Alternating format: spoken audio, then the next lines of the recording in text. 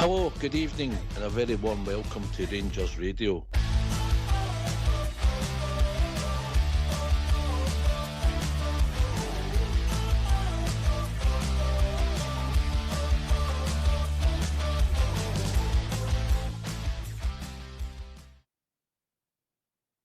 Hello, good evening, welcome to Rangers Radio. Join myself, Fox, here back in the show this evening is the one and only AK, and the legend that is our Albert. Evening, AK.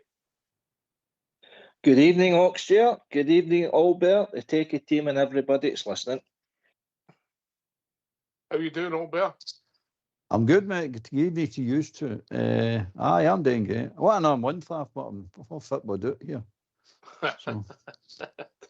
Talking about how football do, when are the Yanks going to give Bridges TV back? I know. There's some size, isn't there? That's Bridges portable. That's their wee tellies for Bridges. They're not good to him. He likes the big screens. There's something else, isn't there? There's something else. Mate, you can just different setup. That game that they're playing today, I think it's Los Angeles. It's underground, and because of the flight path of the airport and these screens, it's a different level, isn't it? A different level. You know, it's you couldn't get more further away from Scottish football, could you? No, Facility-wise, I'm talking about. No, different level. AK? I've been watching it, Ox. Some of the games have been enjoyable, but the facilities that the Americans have got, the stadia that they've got is very impressive. And they've even got a trump card that I didn't know you could play in FIFA. Aye. Many a true word said in jest, mate. Well, he's just proved something, innit? I mean, we all knew that FIFA and UEFA are the most corrupt organisations probably in the world. He's just proved it. He's walked out with a big brown envelope and went, right, scrub that, red card. I want him playing on. Right? I actually think it backfired on the American team. I think it did, but they shouldn't have had the chance, mate. It should have happened, mate. Aye, it's you're glad it backfired them, but at the end of the day, it still happened. It shouldn't have been allowed to happen. I think it turned the neutrals against the team. Yeah, the actual players had done nothing wrong, really. The boy was sent off, and then politicians got involved, but that would never happen in our backwater, would it? Oh, that's too good. So, look, there's been a lot happening. So what I want to do here, I'm going to take it. We'll work for the goalkeepers out. So, what I want to do is I'll talk to you, AK, about our new goalkeeper. Yes, if that's okay with you. And then, obviously, I think it would only fit in, AK, if you agree, that Albert pays tribute to Jack Butland. Yes? Oh, absolutely. I'm looking forward to that, Ox. Did you agree with that, AK? Yeah?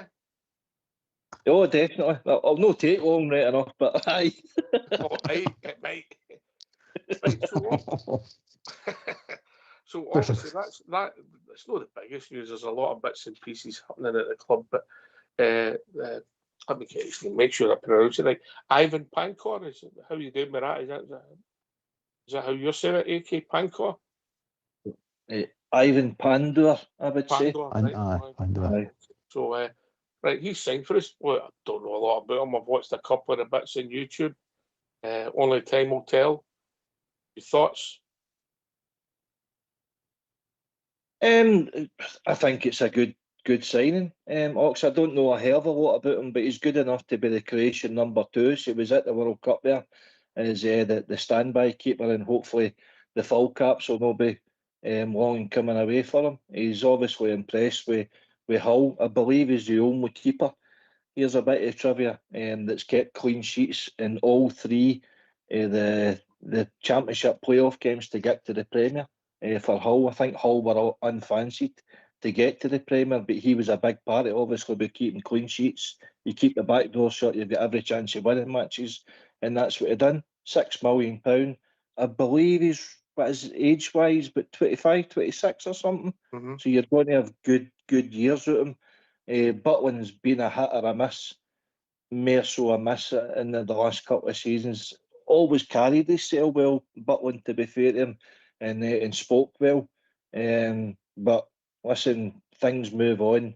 They decided that Butland has had his day and we need to go in a new direction. You leave Butland alone. You leave Butland alone. No, I'm being kind. I'm going to let Albert tear into him.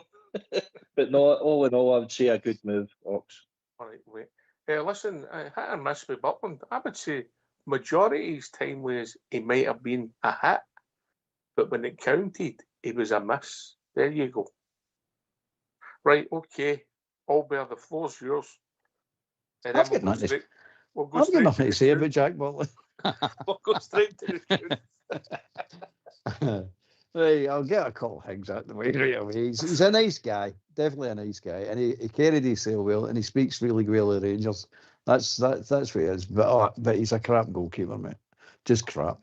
I've not got the hit or miss. It's just a miss all round for me, mate. He's just hopeless, mate. I don't know like this boy is, this new boy is. I've never seen him, but I have seen Butland. And that's enough for me, mate. I'm prepared to give this boy a chance because surely you can't be any worse than him. Butland's a dreadful keeper. I've heard people speaking about him in glowing terms as much, oh no, people are making too much out of him. He's woeful, mate. I'll guarantee you, if you look through his time at Rangers, Andy Gorham, Alan McGregor, Kloss, and you could probably add a couple of other good goalkeepers we had all together, and they never made all their mistakes together, mate. And he would make more mistakes in one season than they've made all combined together. That's how bad a keeper I think he is. Now you can say he's had some good games, which he has. That's fair to say. But my God, mate, some of his blunders, mate, some of the mistakes he's made is utterly unbelievable. And there's that many you can't pick them out. But there's a couple I pick out. The recent one with Shankland at Hearts, that was dreadful, mate. Dreadful. When you're going for a title, remember, and he's letting goals like that in. And then the one with the Japanese guy of theirs up at Parkhead, man, where he passed the ball in for 25, 30 yards out. He passed the ball into our net, mate. It wasn't a shot, it was a pass into the net for 25, 30 yards out. Hopeless, mate. Just utterly hopeless. And there's more and more. We can sit here and pan him all day. I would like pan the guy because he did say a lot of nice things about Rangers, and he did carry himself well. And his family liked the Rangers as well. And he's saying he's a Rangers supporter. He's saying all the right things, mate. But he's just a crap keeper. You can't hide it. We pay him with a goalkeeper. No, to be a nice guy. And he didn't do it, mate. That's as far as I'm concerned. I know people get their own opinions on that, but I don't. I just seen a bad keeper.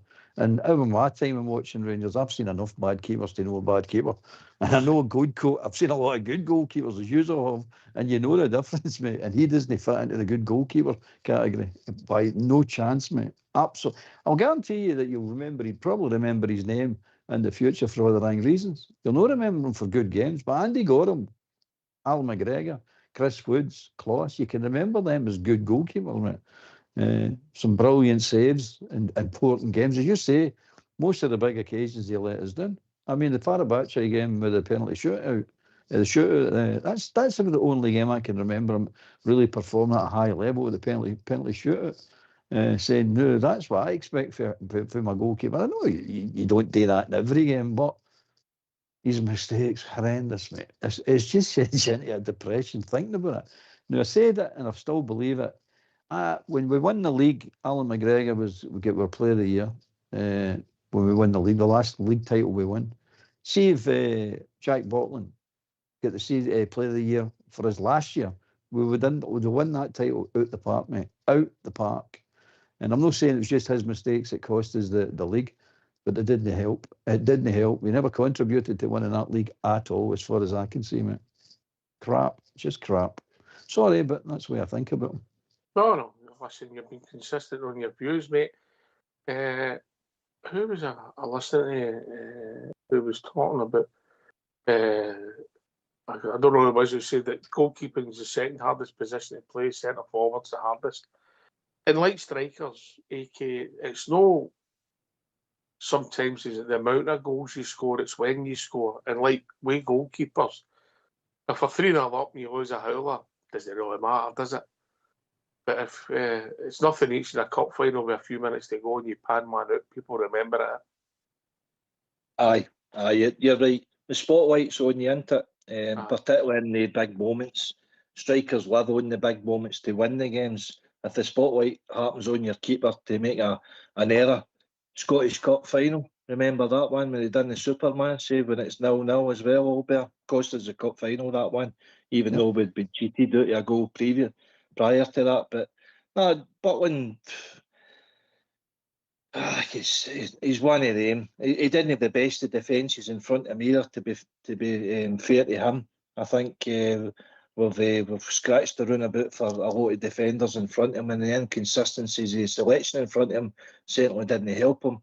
But no, I would say he's merely a miss and a hit, to be honest with you. But I wish him all the best. He always carried himself well and spoke well about the club, so I think he's going to be one of the players that will be welcomed back to the club in the future.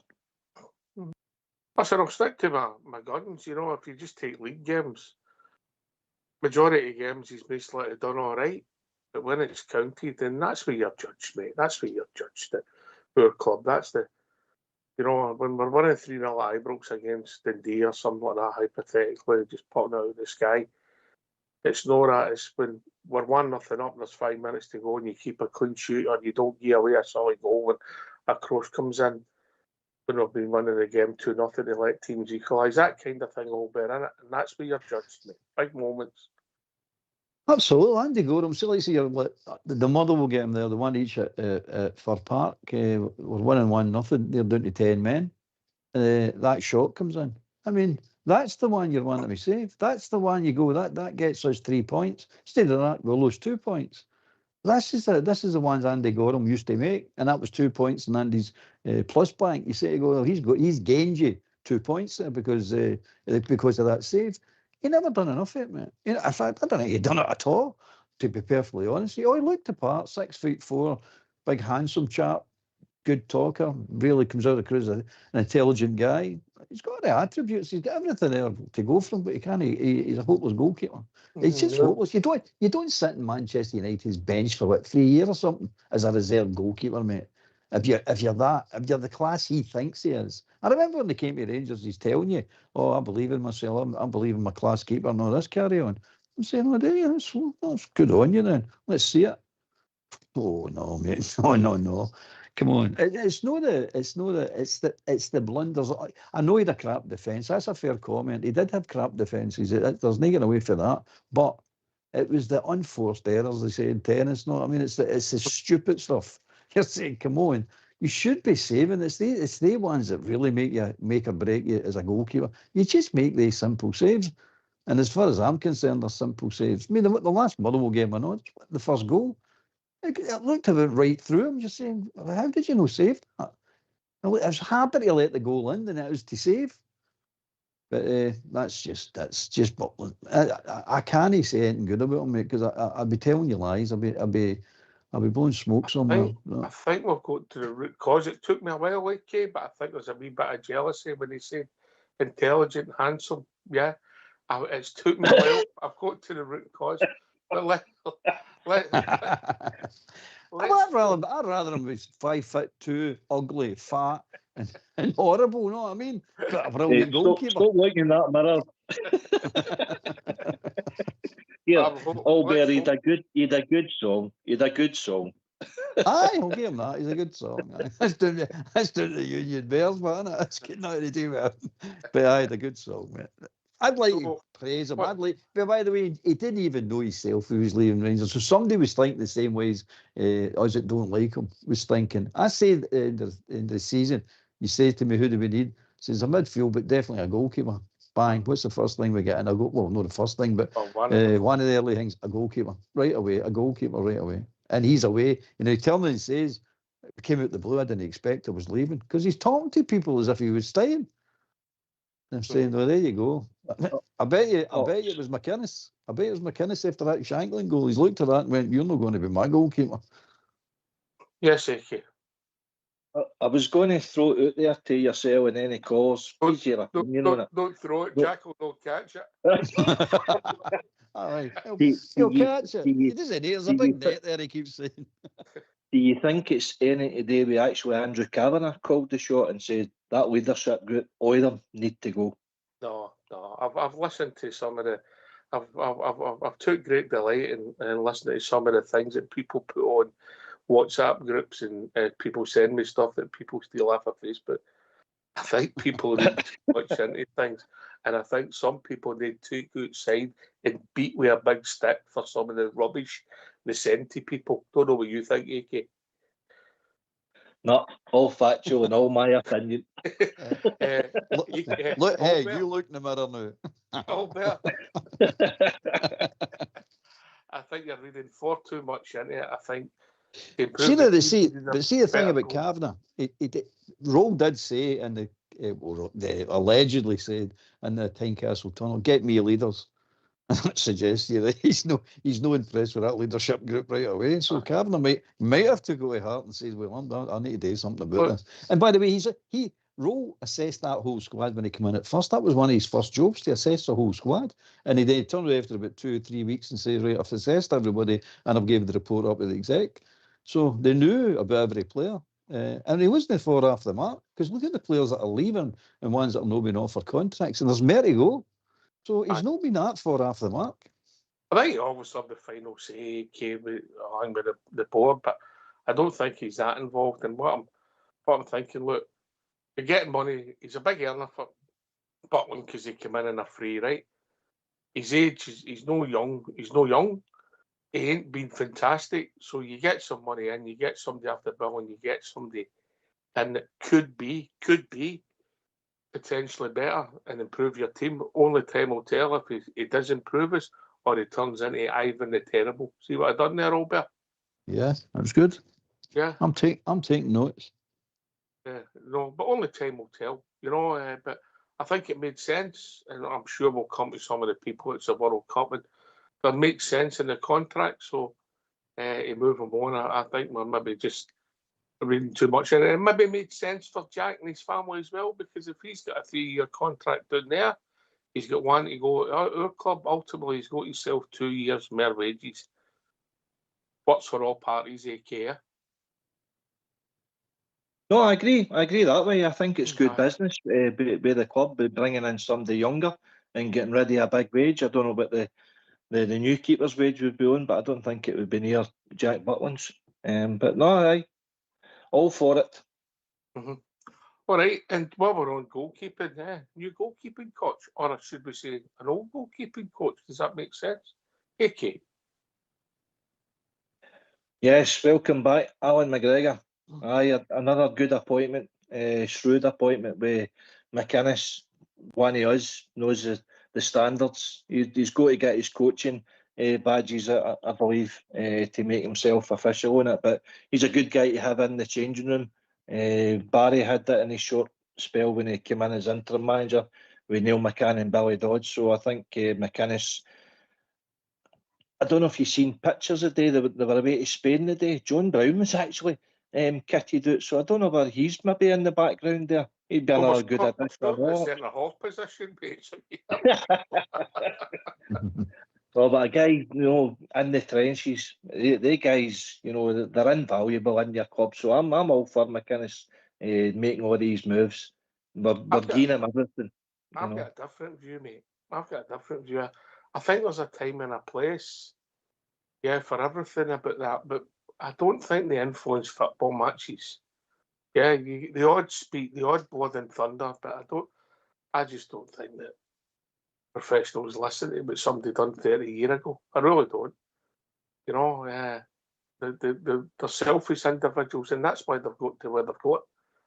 And part of a team game, I don't think they're interested. No, if you're signing a lot of Scottish boys, you might have a bit of influence, but I don't think if you're pulling people from all over the world, anybody, if you John Gregg or anybody, doesn't mean much to them, mate. Just my take on it. Hey, Albert. I don't think they're trying to do that. That you sit there and live in past glories and tell them how good they were. What I think it's about is when they come off the park after a dodgy result or a dodgy performance, on an individual basis and as a team basis, they're coming after the guys that are just going to not give them a hard time, but the atmosphere's not going to be right.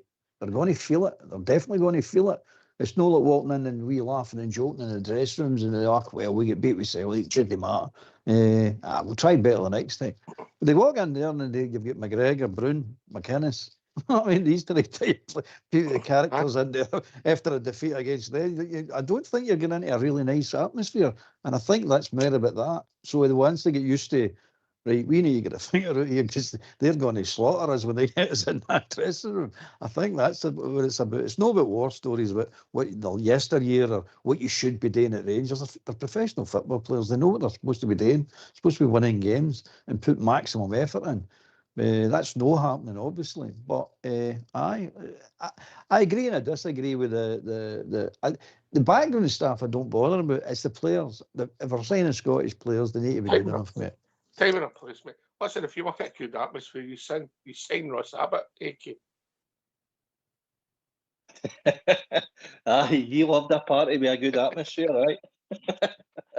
No, listen, I don't think it. Time and a place I don't. for it all, mate. Yeah. I just don't. I don't think it would do any harm. The guys being in there, being in the area players. I know what Albert's saying there.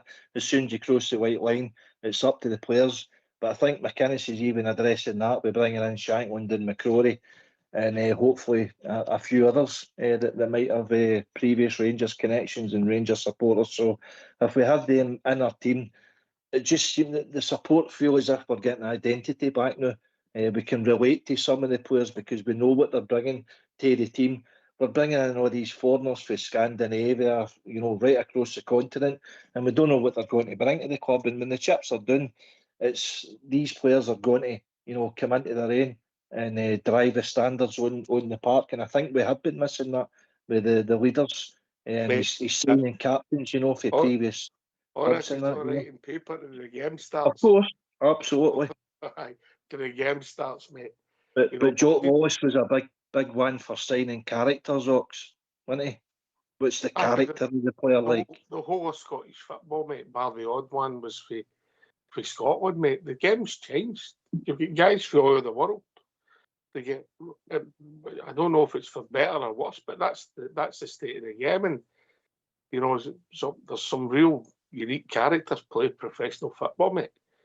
Some people go for that and buy into it. Well, I suppose it's like life in general. We all bear in it. It's a carrot and a stick. Different things for different people. Aye. We're trying to turn the club back into winners, mate. That's basically we've lost it. We've lost that. We've lost it completely. Gerrard brought it back to a certain degree, mate.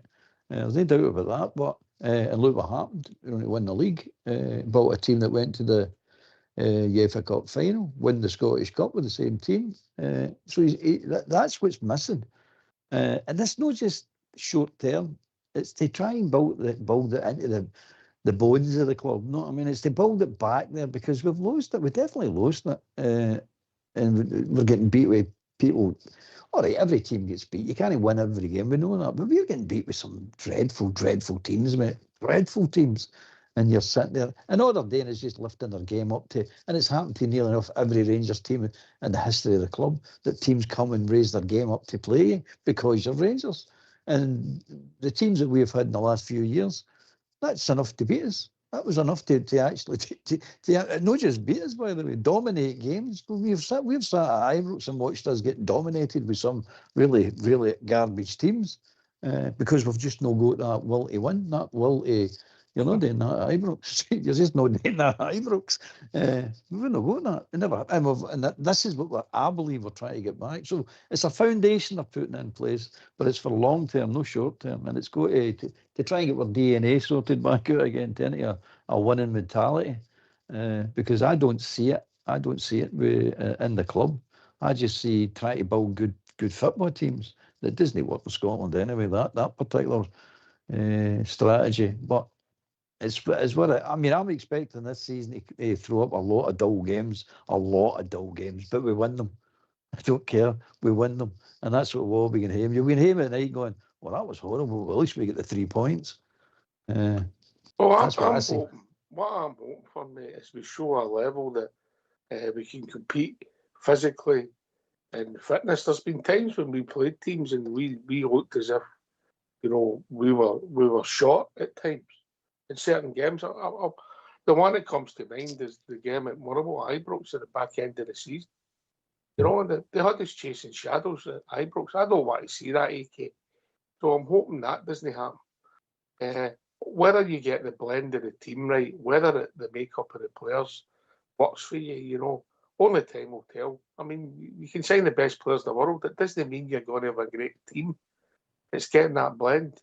And sometimes within the team, you need the individuals to do the special things that gives you the moments of magic that gets you on the line. Mm. Whether that's your goalkeeper or your centre half outstanding, or it's a guy scoring goals at the end and the final third.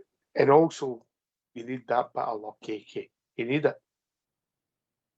Of course you do, but the fundamentals is got to be there. I think we all acknowledge that we were lacking them in certain games. And you've got a recurring theme there that's been going on, Ox, over the recent years, where we get into a position where we're challenging, and then all of a sudden our form collapses, our title hopes collapse, we don't win when the pressure's on, the expectations there. Throws one in the net, mate. Well, it's so consequential and it usually ends up with the manager getting the sack. Well, we've started all over again. But going back to Olber's point there, Gerrard was the last guy that I would say brought back that bit of Rangersness. You know, in the dressing room with Alan McGregor and Ryan Jack, you'd even Andy Halliday or Steve Davis, Jermaine Defoe, Standards and Arfield. You've got to have that nucleus in your team, the backbone of the team, and I think that's what McInnes has recognised, and that's what I think he's trying to do. So I'm looking forward to the season, but I think you're right, Albert. I think there'll be a few games in there that'll not be great, but if we're coming away with a 1-0 victory or a 2-1 or a 2-0, that'll do me, because you win the title when you're doing that. But listen, if we're honest, Albert, you know, and if you think back, people will talk about fantastic teams we had in the past. With some draws signed up, served up then, and then you win the game, and it doesn't matter. You move on, particularly in the winter and away from home. You're one down with 20 minutes to go. You come back 1-2-1. You don't play well, but it doesn't matter, does it? Doesn't matter. No. It's all about winning, and we went in this losing streak far too long, mate. And that's what this is. This is a situation that should never go to this stage. Never ever go to this stage, because that mob across the city, they're running about if they're Real Madrid, and they're anything but. Not just this season, for a few years, mate. They sign bang average players that are, and they get fantastic money for them for whatever reason. I don't know, because I don't see that kind of money for the kind of players. But there you go, they do it. And we are struggling and wandering behind, and then you're looking trophy after trophy. We lose trophy after trophy. We don't win nothing, season after season. This is it. It's going on too long, mate. Now we've had enough. The crowd, I know, you can feel it. We've had enough of it. We're not putting up with it anymore. And the players, and this is McGregor will tell them, Corey will tell them, McInnes will tell them, Shanklin will tell them. He's better start winning. He's better put the effort in to win these games. We're not expecting to run out playing like prime Real Madrid or anything like that, win these games 5-6-0. Oh, great. We want the victory. Victory first, as Walter used to say, win the battle, and everything else follows. If you don't win that battle, and we've not been winning the battles, mate. Aye.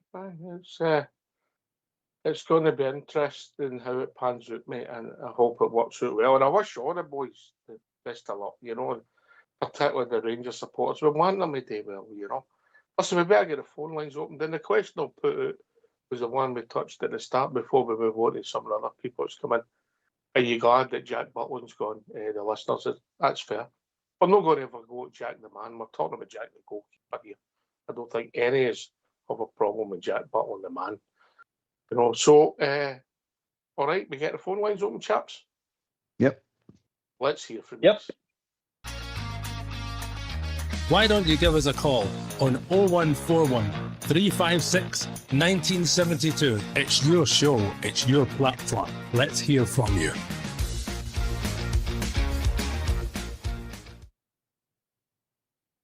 Yes, and obviously, I'm trying to work out when we were last on, but Ross McCorroy's joined us, Dan Neal's joined us, you know, Ross, we know he's where he's been. He's went away, matured, played in a hard league for a decent-sized club, mate, Bristol City. I know they're not a top force in England, but they're challenging for the playoffs, I think, for most of the time he was there. Never quite got there. He was a decent rep there. I don't know where he'll play. I don't know if he'll come in to play centre-back or he's going to come in to play right-back. I've not looked that closely to see where he plays, but listen, I wish him the best of luck. We do know that he's one of us, and he's somebody who'll give 100%, and he had the cojones not to sit there at our club. He wanted to go away and develop himself, so there you go, AK. Aye, listen, I think he gets spoke about when he started featuring round about the Scotland squads heard last season.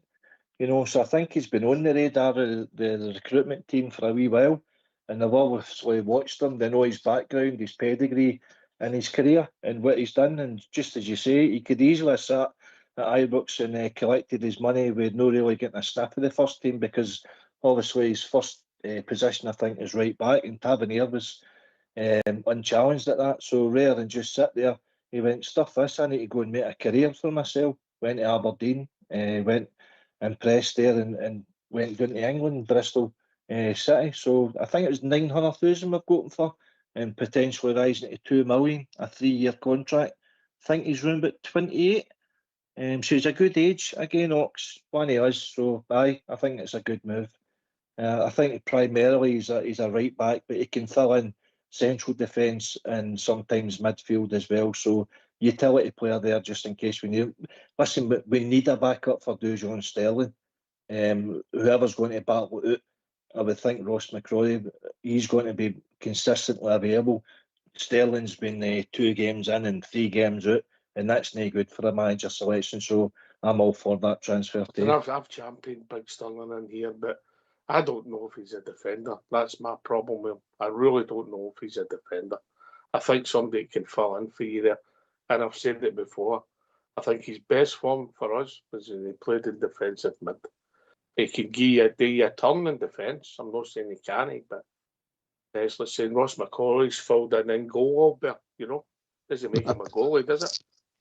I'll tell you right now, and put money on it. McCrory will be the number 1 right back. Stirling will be backing him up. Well, nobody the other way about, because he's never fit.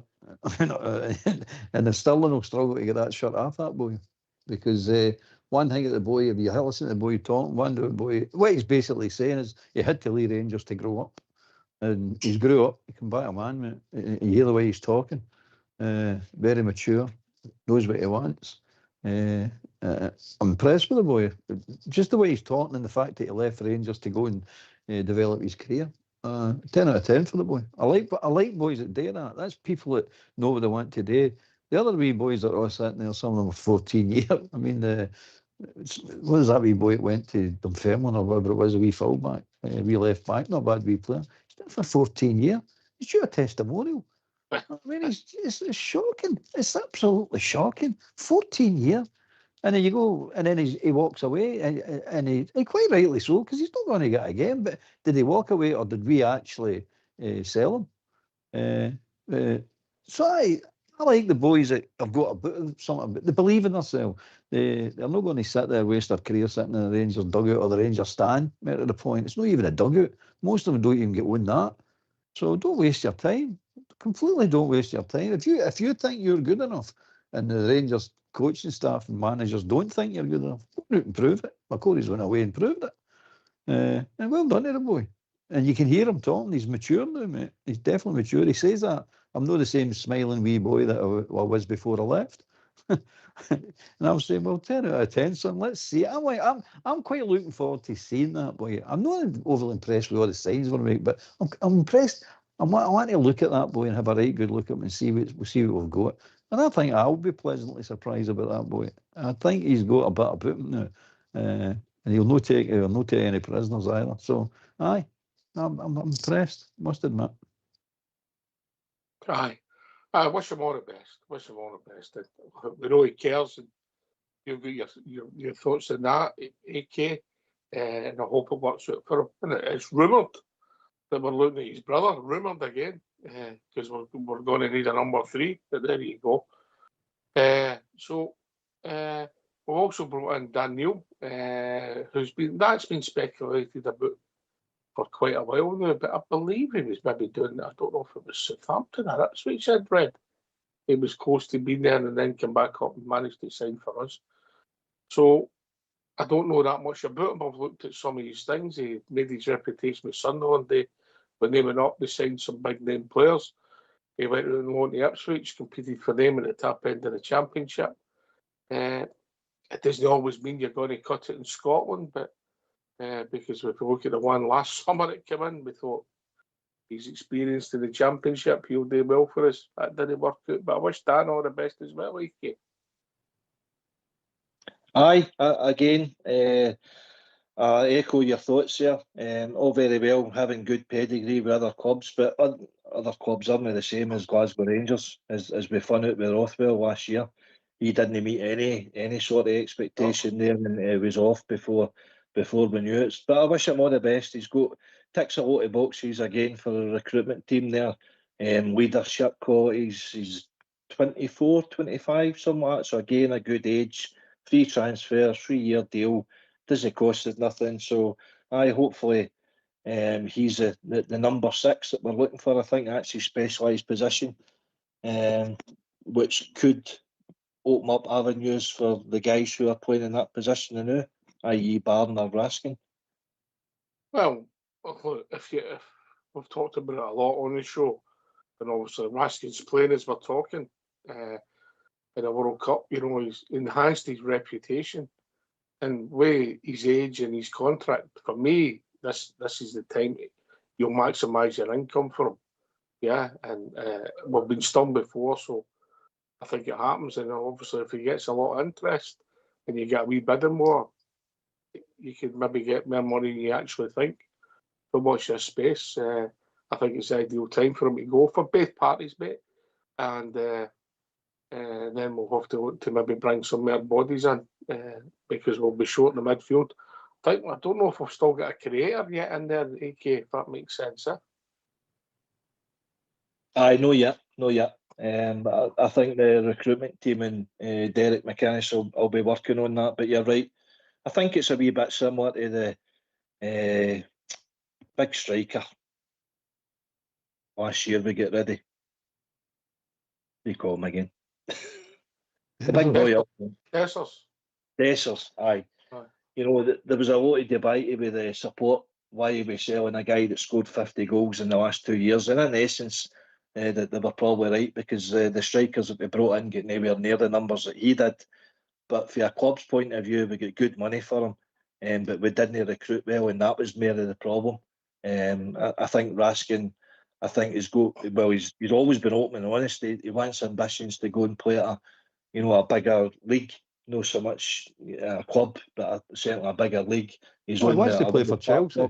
Aye, well, that's what he said. But I think any of the top 5 leagues, I think, are all looking at him now, because he's thriving in the world stage here with Belgium. So now Raskin's been here. I think Michael Beale bought him 3.5 years ago. We've won 1 League Cup trophy, and we haven't been in the team. We've been trophy the last 2 seasons. No harm to him. He's a good player, but if we can cash in on him and reinvest, recycle it in to get other people in, then I'm all for that. Aye, listen, I just think it makes sense. This makes business sense.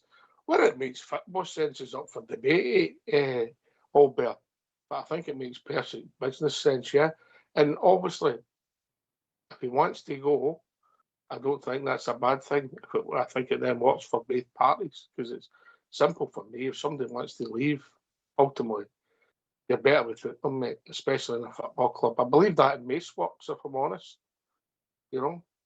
But there you go, Albert. Definitely. I want rid of him for a different reason, mate. Obviously for the money. You want the money. And I would say on his game, he's a £20 million player, mate. All day long, he's a £20 million player. But I want rid of him for his character. I don't think he's the right character in the dressing room. I think he causes more disruption than he's actually worth. So as for Dessers going as well, I mean, that was a good business decision as well. And then for no signing, we never signed the recruited the right players. We were 5 games away from winning the league, mate. We collapsed for the last 5 games. So everything worked out right apart from the last 5 games, and whatever happened there. Yet to be disclosed what actually truly happened there. It's one of these situations that you say you might never find out. But no, if the money's right for Raskin, he needs to go. 2 years left in his contract. It's time that if somebody comes in and we get the bidding war going, I think you'll achieve £20 million, no bother, mate. Absolutely no bother. He's worth that. I think he could be more than that, mate. Age profile, length of his contract. And you don't, well, to be fair, you don't know if there's any exit clause. You'll never know that, AK. But I think this is a perfect time. And again, we'll put it to the listeners. Your thoughts on it? Mhm. I think you'll get some updates in the Raskin watch, AK. Yes, anybody that's watching the game now, listening to us, I believe it's now Spain 1, Belgium 1. So game on. Is that it? Your Raskin watch? Oh, well, I wasn't really watching them. I'm concentrating on this. Was it an assist or something? Did they score the goal or what? What's happening here? What's I've switched it off because I'm concentrating on Rangers Radio. One job we got, Dolby. One job we gave him. Hopeless, isn't it? It's hopeless. Council workers can't do more than one thing at a time. Oh, aye. Railing painter. That's what he is, a railing painter. Don't you start that nonsense again. Sorry, mate. Sorry. You must be doing some time off. Sorry, I apologise. Aye. All right. Was he involved in the goal, AK? I don't know. I was listening intently to the conversation. That's what you keep telling us.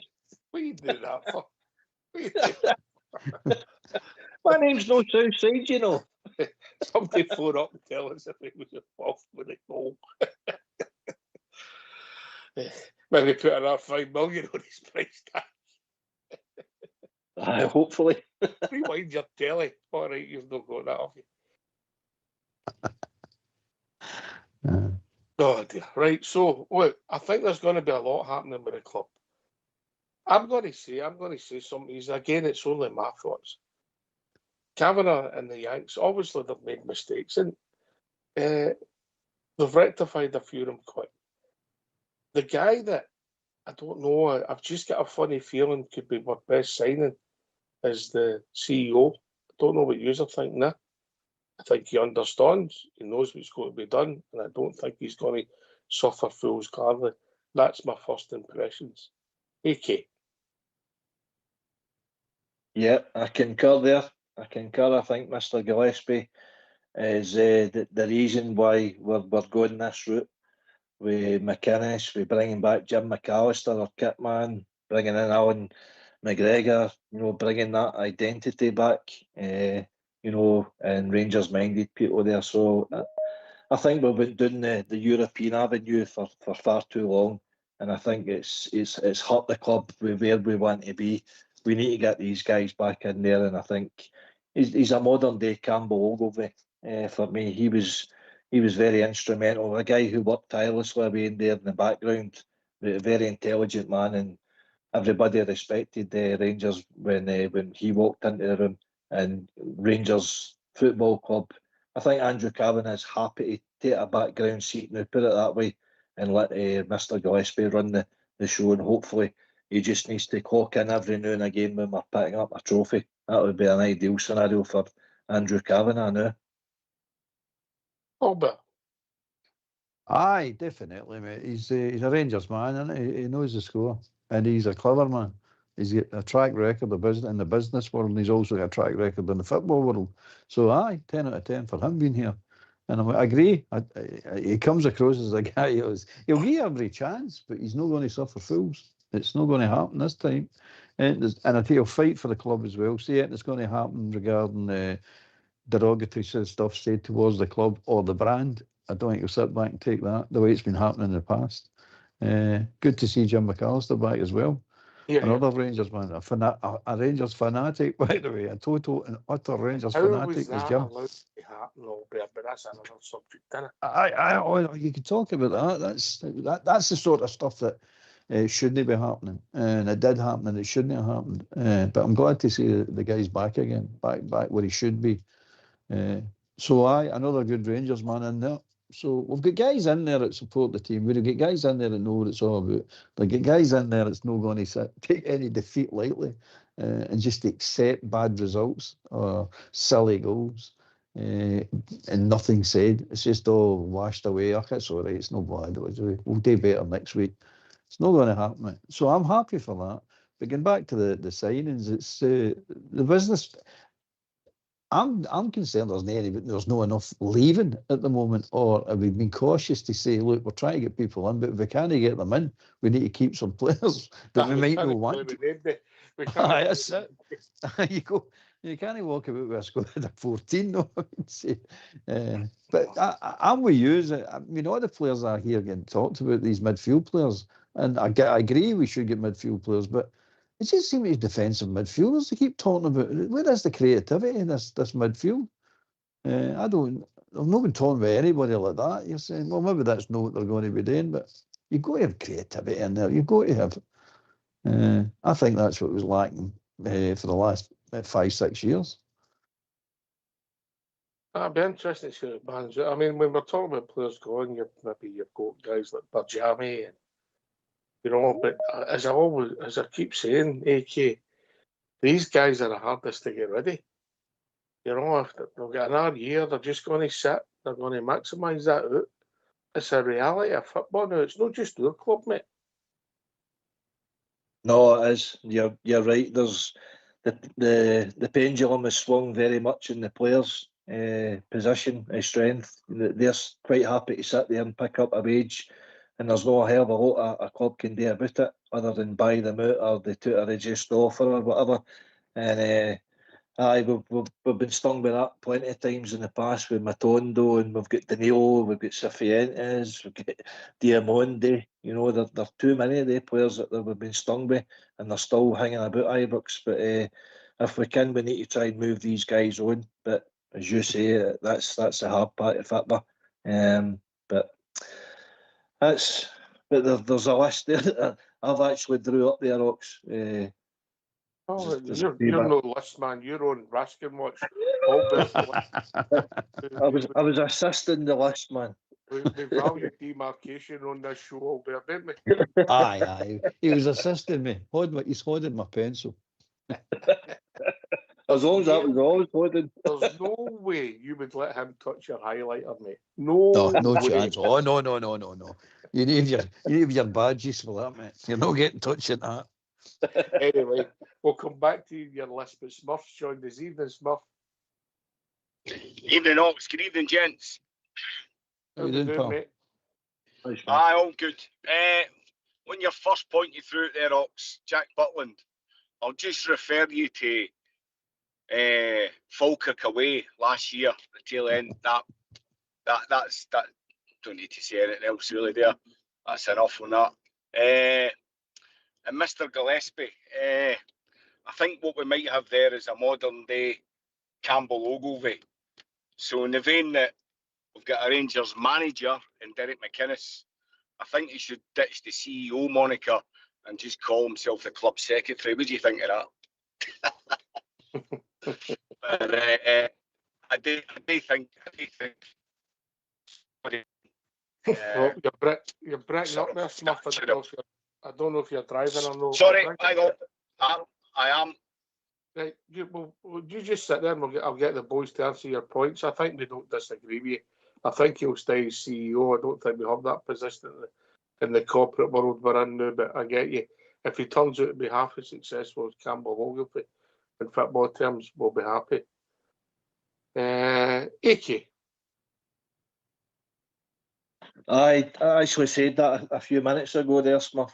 That's who he reminds me. Just a good business guy, solid, no take any nonsense, knows what he's doing, and he'll represent our club in the strongest possible terms. So, a great guy to have in the boardroom as far as I'm concerned. Albert? He's got big shoes to fill with Ogilvie, right? I agree with the club secretary thing. I don't get the titles are the titles, but club secretary seems a bit more appropriate. But he's got big shoes to fill. Bear in mind, Ogilvy's the mastermind behind the Champions League. So I mean, he's got big shoes. If he's going to be in that calibre, and I'm not saying he's no, but aye, definitely he'll be the man. Then he will definitely be the man. And I think he's the man that's going to rumble up Scottish football. I don't think he's for just jollying along with the status quo. No, I mean, he's definitely not going to be one of the guys. He's going to just get in there and set about it, and told by Kavanagh to do it. Supported. Oh, definitely, mate. Definitely. We took enough crap over the last 15, 20 years, mate. No more. Absolutely no more. So we're fighting back now. And we're going to, and we have to be dirty about it. Be dirty about it. I don't care how we do it, but we're fighting back now. We're taking any more crap. And he's the man that's going to lead us. So aye. Definitely, I'm happy with him. So if titles don't matter, we'll go to the assistant list maker. AK.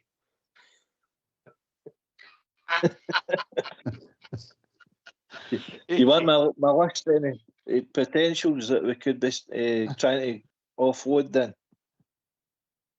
Right. As long as it's been approved, we all better. I'm okay with it. But don't worry, this is part of his assessment, end of year assessment, mate. Right, carry on. All right, can we get rid of him before the end of the year? Is that what you're saying? You're ready before the end of this programme if you want. That's charming, that. On you go, AK. The floor's yours. Guys who I think we should be trying to get rid of. Bazrami, Cifuentes, McCausland, Danilo, Gassama, Ant-Man, Diamondi, question mark Barron and Cameron, Miofsky I've got, but I think who could fund bigger deals, Chermiti, Fernandez, Asgard and Raskin. I wouldn't be unhappy to see all of them leave, to be honest with you. That would mean we'd be signed about 30 players. But by the way, right, see your initial list. Give me your first five there, mate. Give me your first five. My first five was Bazrami, Cifuentes, McCausland, Danilo, Gassama. Right. Oh, apart from Gassama, mate, how'd you get rid of the first four? Who is going to give them the wages they're getting, mate? I don't know. That's a hard thing. Now, you might get them out the club, but I think that if you're really honest, mate, maybe some of them might go if they got offered a 2-year, 3-year deal and less money. But in reality, in modern football, and I keep saying it, is unfortunately some of them will sit there, mate. You might get them out the loan, Albert. You might get them out. Ox, who would have thought we'd get rid of Butlander? If you look at that, mate, there's a bit of a swap, and he's got a year left, and his age, and he's obviously went to the Premier League. Let's be honest, the first four you mentioned, where are they going? Albert. I don't disagree. I think the first, who was it? Cifuentes, Bazrami, Cifuentes, and McCausland. I think they three would be easy to get rid of, mate. I think there's a value that other people would want them. Maybe Cifuentes, if it was a right knockdown price, but Bazrami and McCausland, I definitely think you'll get money for they two. The other ones, who's the other two? Danilo, Diamondi, Gassama. It's your list. If you got it all colour coded and highlighted and all done. No, it's very unprofessional. The two I'd say naughty. You don't want to get rid of is Gasman and Ant-Man. I wouldn't get rid of they two. I'd keep they two, definitely keep they two. The rest of them, Danilo, I definitely. You're not with his one, you're never going to get rid of him unless whoever comes in is going to give him a 5-year contract when the wages is on the new, and I don't see any team coming anywhere near that. So I don't think we're going to get rid of him. He's going to be another Matondo. He's sitting there drawing their wages, and he'll take us up to what, 6, 8, 10 million pounds spent on him all in. Oh, maybe more than that, mate. Maybe more than that. Yeah. 5-year contract, mate. Maybe 1.5 million. You'd be close to 15 million. Get out the door for Danilo, mate. Miofsky, I wouldn't sell either. I would keep Miofsky. I think he's got a part to play. I think he'll play better with Shankland. Definitely. I think him and Shankland will make a rare pair. I think Nedry and Chermiti will make a brilliant pair as well. So you've got Bjorn May's going to be rotations in the squad. So I would keep them. I definitely keep they 4. I know you never mentioned the other ones, but there's ones in there I agree with, and some I don't. The 3 I don't. The 3 I don't is definitely the ones I mentioned, mate. I wouldn't sell them. No, unless the price comes in and it's fantastic, you can't turn around, and that's for anybody, isn't it? I don't think you have to worry about selling them, mate. You never know. I'm surprised that nobody's come in for Bajami. I really am surprised, because that boy is a talented player. There's no getting away from it. He is a talented player. Showed it. We've seen glimpses. We've seen him. We thought he's been excellent. I remember the game at Tannadice when he scored the equaliser for the penalty. He was the night how we never won the game. He was excellent. You think, right, okay, hopefully that's certainly spot. And then he turns into the invisible man again. He got injured, didn't he? I think the problem you've got with Bajami is nobody's going to get him close to what he's earning with us, mate. Yeah, because of where he's sitting. And that's the problem we've got. I don't know if you get your tuppence worth before we go to this tune, Smurf. You want to try and come in? I agree with you wholeheartedly, Ox. It's the wages is the stickler. They're never going to get that money anywhere, and they're just going to sit. And they'd have every right to do so. But I'd put them out on loan to Montrose or something like that, try and persuade them. You know what I mean? Anyway. Yeah, listen, they hear me. Remember, it's not just your club that suffers with that. I mean, listen, I hope Albert proves to be right. AK's right, he's listed, and we get X, Y, and Z for each of them to help us bring in better players. And by the way, it's bizarre. We've talked about Bajami having good games. McCausland showed promise at times. And if you think back to Real Betis, Cifuentes had a brilliant game that night away in Spain. You're thinking, maybe this boy's a better player than what we have seen, but that was 2 years ago? We've had absolutely no bang for my buck, AK. No, you're right. I don't mention. I don't go in years now. I go in managers. That's 3 managers I go. And this is the problem. A manager will like a player, he brings him in. The next manager doesn't like a player, but he's not going to go anywhere, and so the cycle continues. And it's just been mismanaged for a load of years. Recruitment has been the key issue. We spoke about it for long enough. I think we've all recognised that. But you're right. It's the only thing I would say we've got another advantage now. We've got a guy with deep pockets that can maybe come to an agreement with players just to, come to a conclusion about their contract, shake hands and move them on. We couldn't do that under the previous regime. I don't think it's that simple with some of the football rules, mate, as well. I don't know if that always solves your problem, but you hope. It's like when you sell your own house, you want top dollar when you sell, and you want to buy as low as possible, and you hope it works out for you. I think you've got to think long and hard. I mean, the Danilo one, the 5-year contract. 5-year contract. I know we've maybe got to entice people to Scottish football, Albert, but wow, 5-year contract. I mean, we've done that a few times. It seems to be the standard contract we were dishing out to everybody. 5 year. Obviously, that's why they're coming. I mean, if you're offering somebody 30 grand a week for 5 years, and they're wallowing. I think he was in Dutch football, who are renowned, no big players. So he's coming. There's no doubt about that. He's coming, and it was Beale that brought him in as well. So all the crap that he was telling him. So don't get me wrong. See some of these players, they are good players. It's not that they're dumplings. They are good players. They just don't fit in, and they've not got enough drive and will to win. That's their problem, mate. That's the big problem we've got. He was a bit unlucky with injuries, Danilo. Whether the work put only time will tell, but we gave him a bit of slack because of that. Right, gentlemen, get yourself on mute because we're going to have a tune.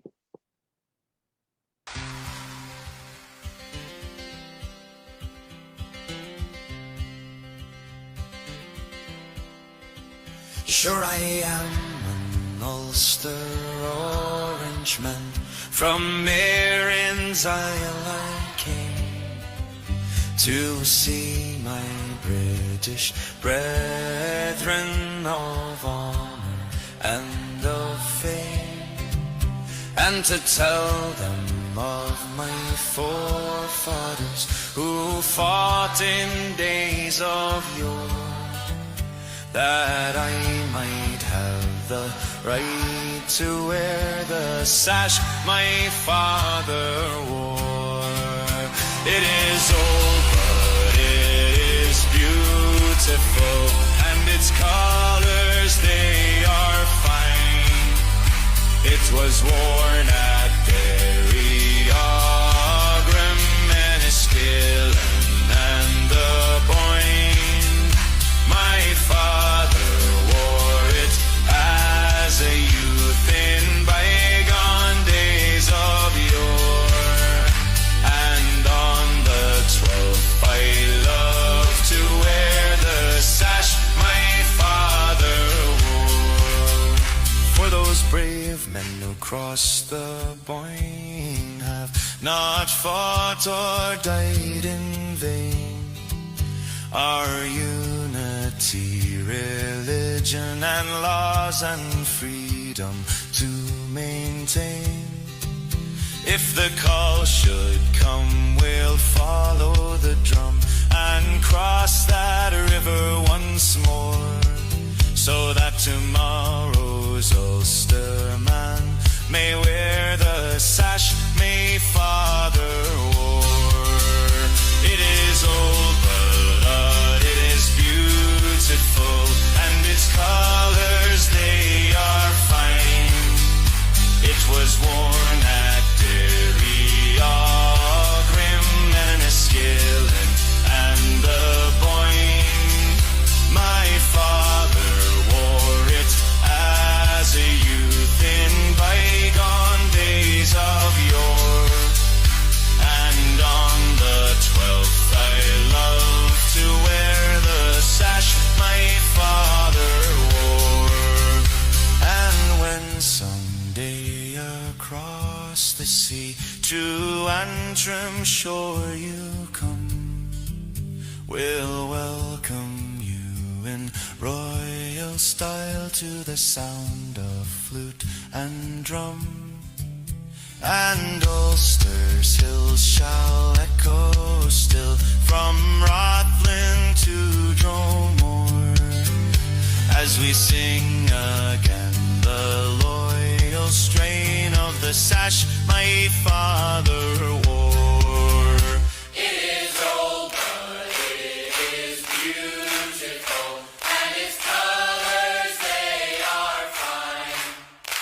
It was worn at Derry, Aughrim, Enniskillen, and the Boyne. My father wore it as a youth in bygone days of yore, and on the 12th I love to wear the sash my father wore.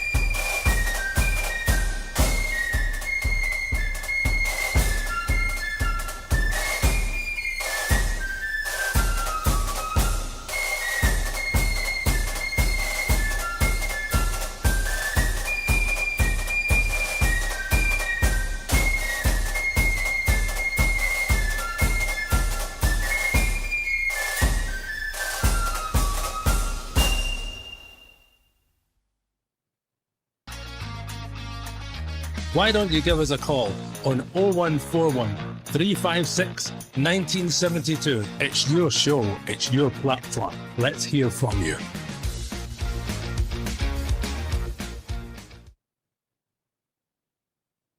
Well, thanks for that, Fox. A wee medley, I think it's quite fitting this weekend for all the celebrations going on, celebrating the glorious 12th.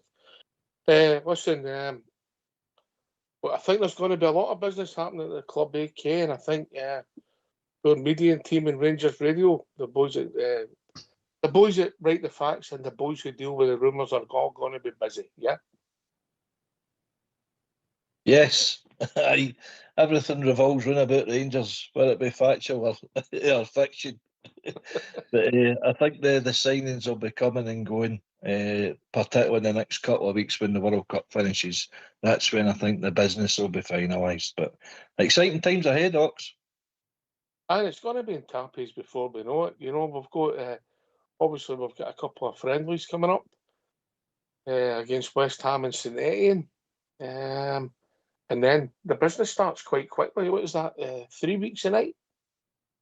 3 weeks a night we play the first game of the season, Albert. Hold on. I'm catching my breath there. Are we doing the Paisley Road there? Somebody fell asleep and left an LP on there. I was off there, mate. If only you could see the chat and see the real reason of AK, yeah? Oh, my side Squeezing one out. I was off. I was away there. I was going. Nearly done it Ibrox. I got there. There's going to be a lot of business yet, isn't there? It's just got to be, you know what I mean? It's one of these things. But as I said earlier on, mate, it's got to be the outs before we get the ins. Well, Cameron said that's not actually true, didn't he? He says that we don't have to sell to buy. And it will no matter the numbers. That's what he was saying. So I don't believe that for a minute. The books have got to be balanced somewhere along the line. So, aye, definitely. It's going to be interesting times, as I say. I think we're going to be busy, mate, at both ends. And obviously, there might be players go that people don't want to go, but it might make perfect business sense. I mean, you mentioned Shermati. We don't know what exit clause he's got in his contract, Albert, do we? We don't know what he's got in it, you know? No. I mean, Shermati, Fernandes, Rones, these type players, you want to build a team round these guys, Nedry, people like that. We want to build a team round them. But again, it's get to the stage where you just rotate maybe 2 or 3 players a year. That's where you want to get. No 14 and 15. I mean, 30 odd was the other one. I mean, it's ridiculous. That's just ridiculous. AK's list was done in toilet paper, mate. It was done in a full roll of handbricks. I'd probably need 2 rolls at this rate. No, I mean, it's getting out of hand. We need to look at that. I need to have a wee go at that. We'll look at that, see how many players we've actually turned over in the last 5 years. I mean, I bet it's quite staggering. Oh, there we go. You're through doing the challenge to him. Well, AK, you're through doing the challenge to him. No, I'm going to do that for my apprentice. I'm going to set that a wee exercise for my apprentice. Don't worry about that. Well, that's a job for the master, not the apprentice. Oh, no, I've got to give you some responsibility. I believe in bringing my apprentices on, so they get the job today. But it must be astonishing the amount of players. No, I mean, it's. I would reckon it's going to be in the hundreds. Well, at least over 100 anyway. I bet we couldn't name them all between us, mate. I bet there would be players we forgot about. Yeah. Yeah. But it's going to be one of the highest turnover of players in any team. I'm saying that other teams have not done it, but it's going to be up there with one of the teams with the highest turnover of players. You know what I mean? It's because you look at it. There was about 30 odd players in and out last year alone, 1 year. And when Beale was there was about 20 odd in and out.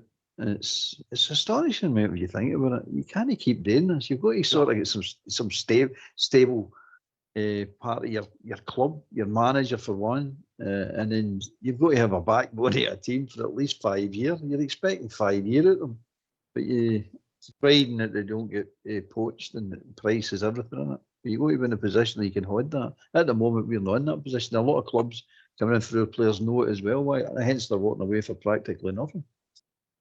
I think everybody's a selling club within reason now, mate, and that's the problem you've got. For the days are gone, mate. You know, and as soon as somebody does something, and you're maybe trebling your money, or they're potentially trebling their wages, AK.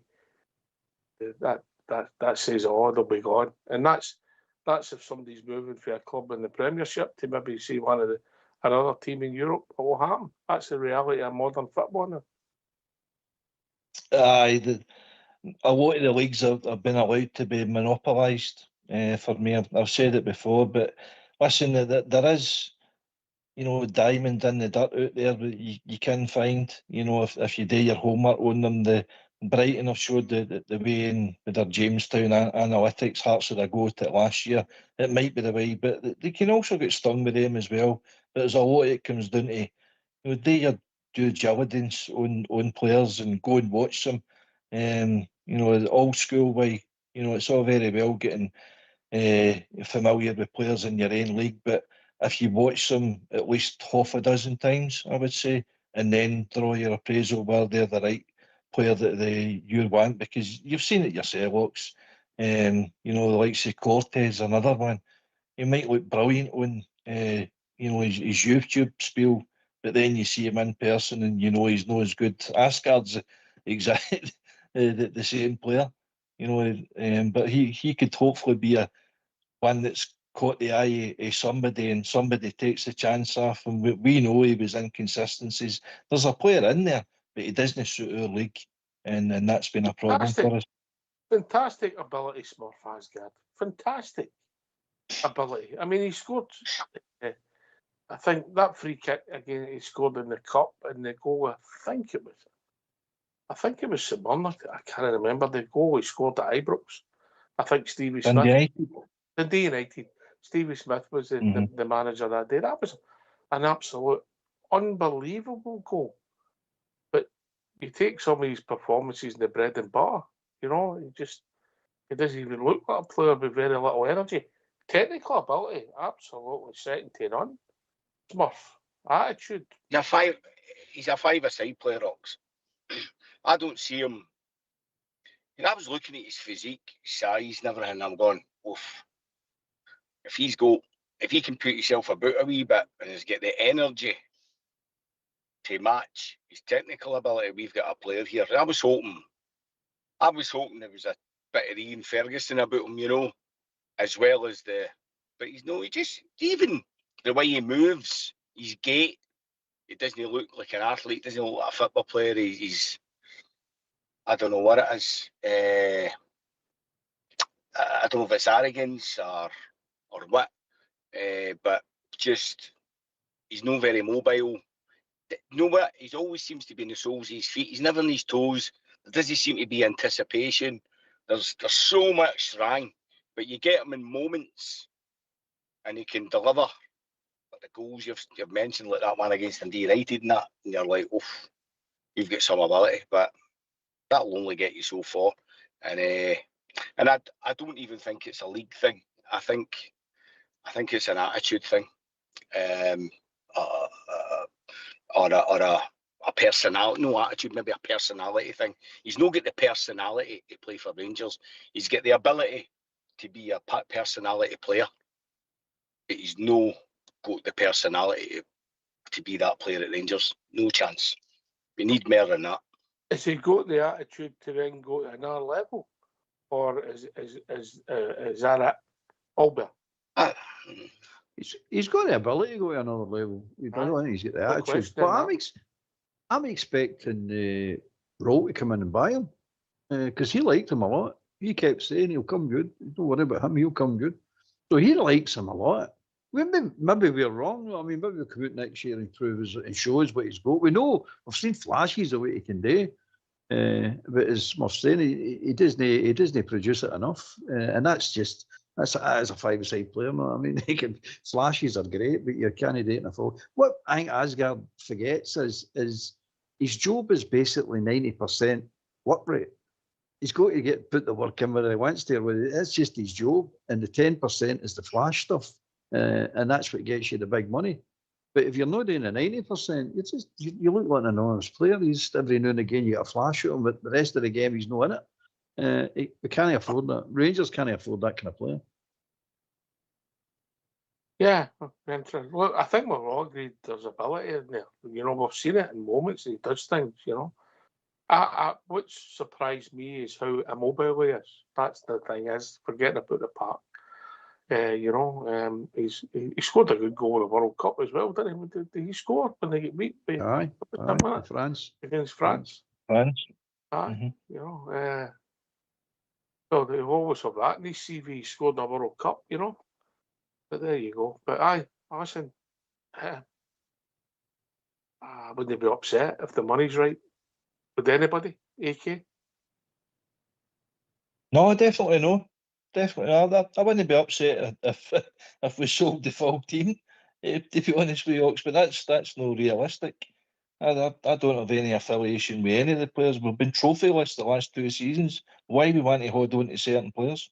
Don't get that. Just let McInnes do what he wants. Let the recruitment team do what they want, and try and get the turnover of players to make us into a winning team. Aye. But there's always people there that haven't done well who also, when new players come in, become part of a new team. You know, it's happened periodically. They've not got all. Some of them will just click with different players. You know, it happens. It's always happened, but only time will tell. But it's going to be interesting, and hopefully we're talking about us having a better team, Smurf, because that's all we're interested in, it. Where we sign them for, who they are, how long is their contract. We're not really that worried. We wouldn't care if Danilo had a 5-year contract if he was scoring 30 goals every season, would we?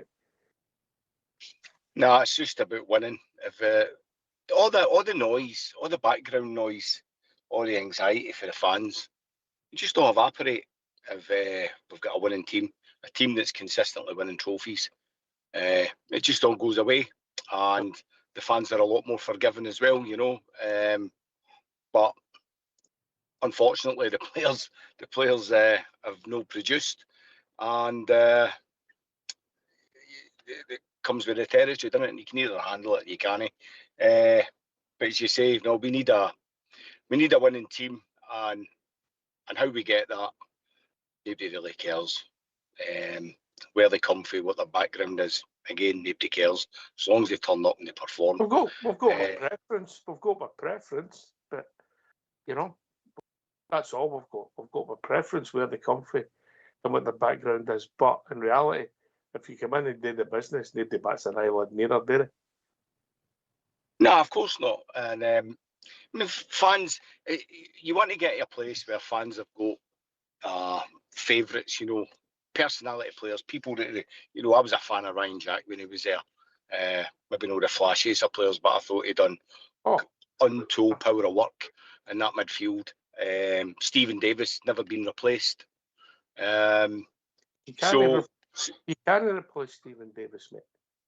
No, well, that's true. But the point I'm making is that we need to get to a place. All these youngsters now, all these young Rangers fans, they need the heroes. Need a Davy Cooper or a Laudrup or somebody to look up to, a John Gregg. People who are synonymous with success at Rangers, and you know, we've been spoiled with that, and these youngsters now, they don't have that, and we need to get that back, and that's going back to the DNA and the culture of the club. We need to put Rangers back into Rangers. Remember, John Gregg went 10 years without winning the league, and so Davy Cooper went 8. There you go. There's a start. 9 maybe. 79, 78, aye, 9, aye, you're right, mate. 78 to 87. Aye, there you go. But anyway, we'll see where it takes us, and it's going to be interesting. I think we need a centre half in the door, Albert. I really do, mate. Well, yeah. And there's whispers going about, and it's not, but I've not seen it confirmed anywhere, but I read it earlier on the day that Souttar's injured. And he's got a year of his contract, a year left, where it's just he's no travelled to Spain. So there you go. What have we got actually? Fernandez, the Giga's away. If Souttar's no injured, we're really short in there. Albert. Aye, well, that sounds right. Well, we gave sort of a year's extension, didn't we? Aye. So even if he's fit, I still think we need to set it off. No, I mean, it's still Aye. with you. So you'll get, was it Ben Godfrey and Ben Fernandez? Godfrey's come in, aye, and he's on a year's contract with, I think there's options there. He's obviously he started his career really well, get capped, never quite hit the heights. I think he already had long COVID, and had to deal with that. And now hopefully he's got all his troubles behind him and he improves. Yeah. So we wish Ben all the best, you know. Aye, well, it's one of these situations again where we're getting a broken toy and hoping we're going to sort it for ourselves. I hope it works out. But eventually one of them we're going to work out, isn't they? So I hope it's him. For all accounts, he's a decent centre half, by the way. But anyway, so last year, I meant to say earlier on, last year there's too many players in my team with just there's something missing. Too many of them. We're a goalkeeper. Can't get a cross ball, and he's too slow with his feet. We're right back, can't defend. And so you look at Big Fernandez, clever big player, good big player, but too inexperienced. He's too lackadaisical at times. And so it goes on right through the team. We've got a team of players, Asgard, flashes of brilliance, but no, his work rate is pathetic. And so we go on and on and on with all these players. This is what you're trying to overcome now. So you're trying to get more players in. You're never going to get the top quality players in the world, but you're trying to get players in that'll get as many faults, as it were, and have got a great attitude. Great attitude will carry a long, long way, as we all know. If Connor Barron had Asgard's skill with his engine, what a player! What a player! Aye. You know, I see the rumours about that. I don't know what you make of that. I'd take that with a large pinch, but wow, fair play to Connor. He's hit the headlines. AK. Aye, I seen a wee snippet earlier on, Ox. I don't know if there's people out there seen it too, but you're talking about a boy that's we brought in undisclosed fee. I think it was Aberdeen, but I think it was around about £1 million we ended up paying for him. And they're talking about 8 to 10 million now for Connor Barn, wherever that fee comes from. If we get that for Connor Barn, no bother. I like the boy. I think his work rate's great. He's got a good attitude. He's got a good engine. The Scottish boys certainly seem to appeal to a lot of the Italian clubs, because of their character, because of their attitude. You know, my problem with Connor is the work rate he gives you or whatever he does. I mean, I don't think he's rated or scored a goal. No, 2 years he's been there and he's never scored a goal, Box. Well, I'll tell you one thing: if whoever at Rangers is, they get £10 million for Connor Barn, don't buy a second hand motor after him.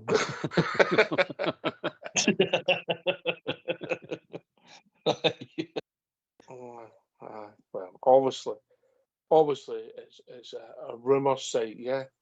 You know, you get some people who believe rumours, Albert, and you get some people who take them with a pinch, yes. And you get some people quoting it as fact. Yes. I wish they would just send them to each other. Bampot to Bampot, you mean? You've been more polite than Amma, yeah. Anyway, we'll go on with the show. Yes. But hopefully the rumour boys, yeah, I've got it right. That would be outstanding. That rumour was true, you know. Oh, I'll tell you. I think it's worth every penny. You know what I mean? Personally speaking, you know what I mean? If not a bit more, I think whoever buys him for 10 mil is getting a bargain. What about the other rumour about, because it's a free contract, the boy for Hearts, Cammy Devlin? Are you swapping light for light there, Albert? You're swapping? No light for light at all, mate. You're swapping. I think with Devlin, you're getting a wee bit more. You're getting a wee bit nastiness with him.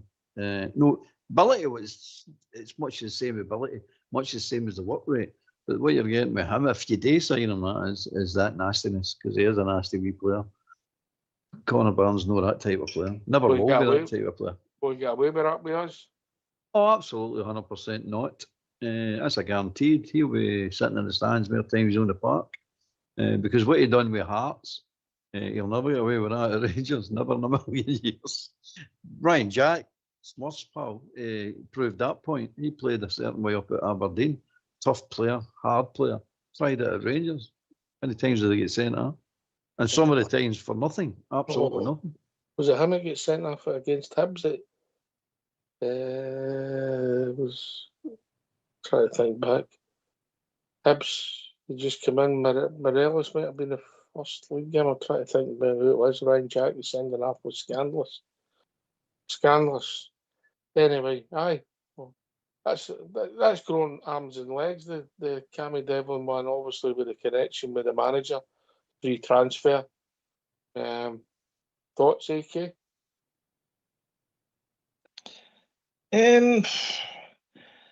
I heard the rumour a couple of months ago, and to be honest with you, I preferred sticking with Connor Barn. But if we're going to get that sort of money, then it makes economical sense to bring in. Listen, it doesn't really matter what we think, Ox. If Derek McInnes thinks he wants that player and he trusts that player, then that's who he's going to bring in. Obviously, he's worked with him at Hearts. He liked his attitude and his character.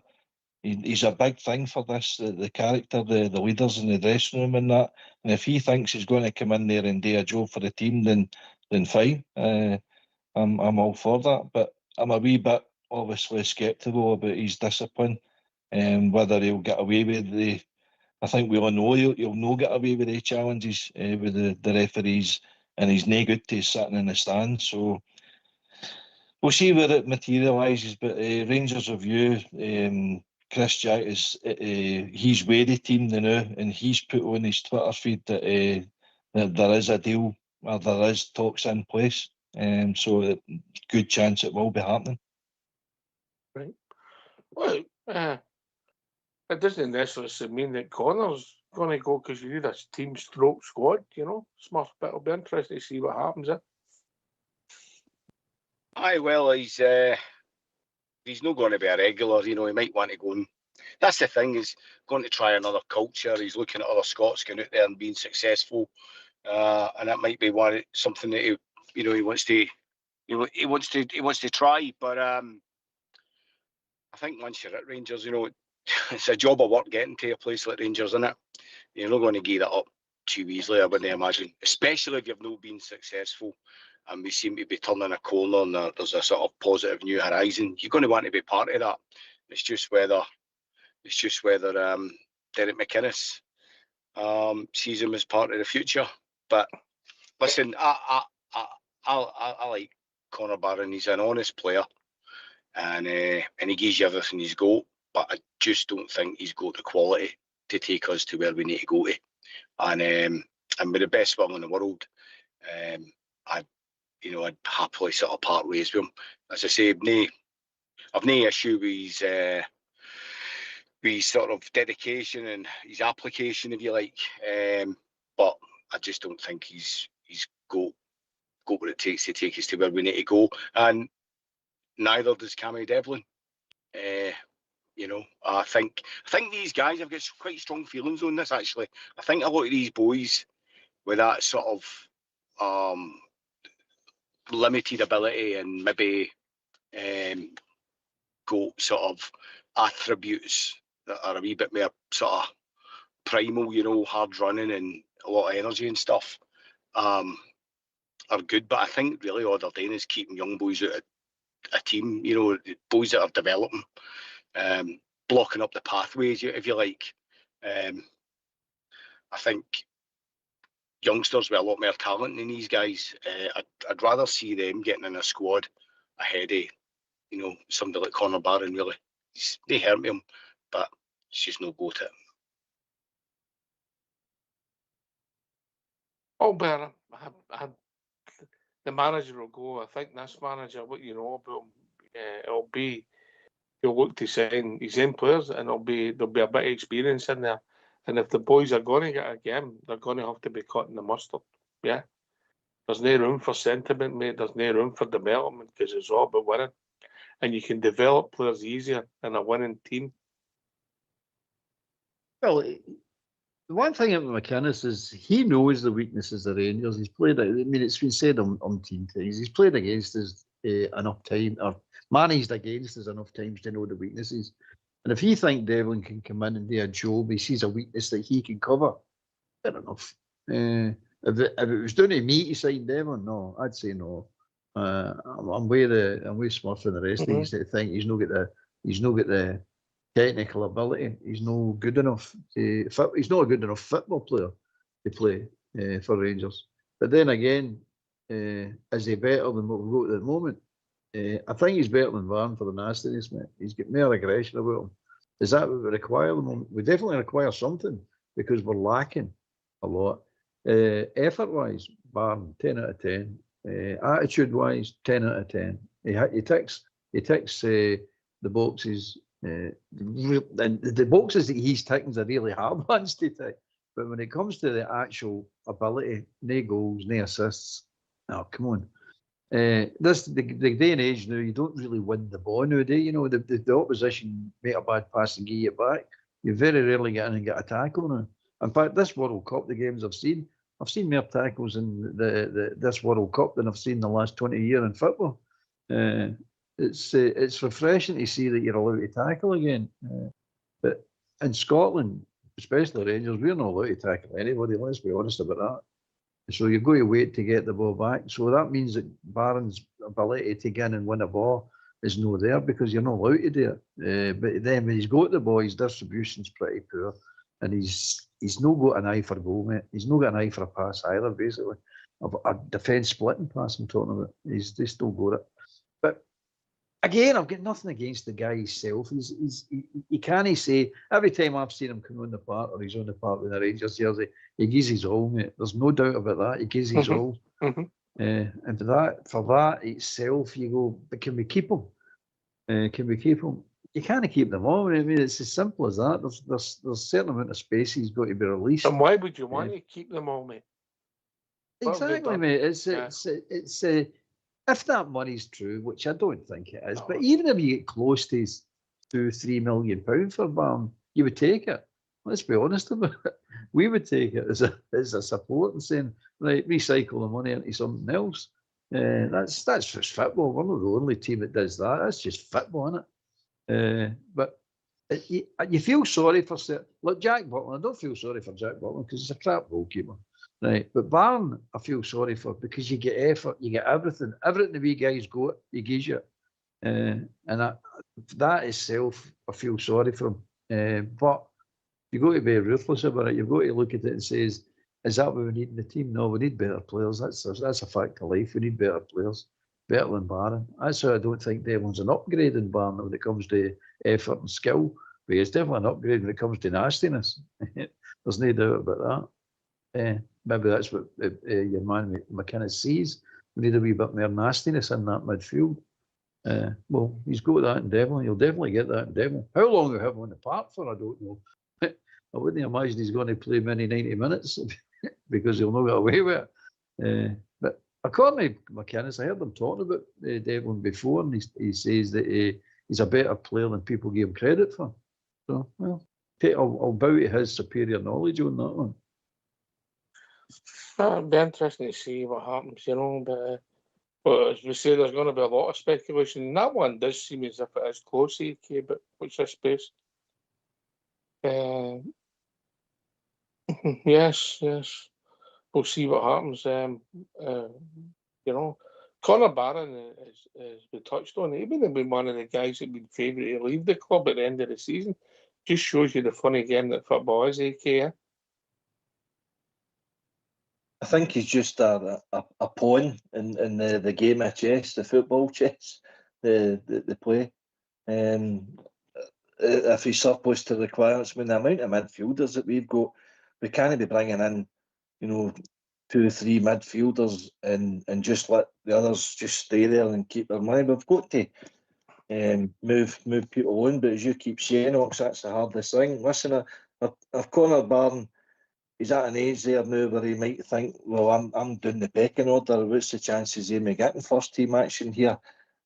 this is the time to potentially move on, and then good luck to him. And if we get decent money for him, then let's go for it. But there was also speculation that he didn't actually travel to Spain.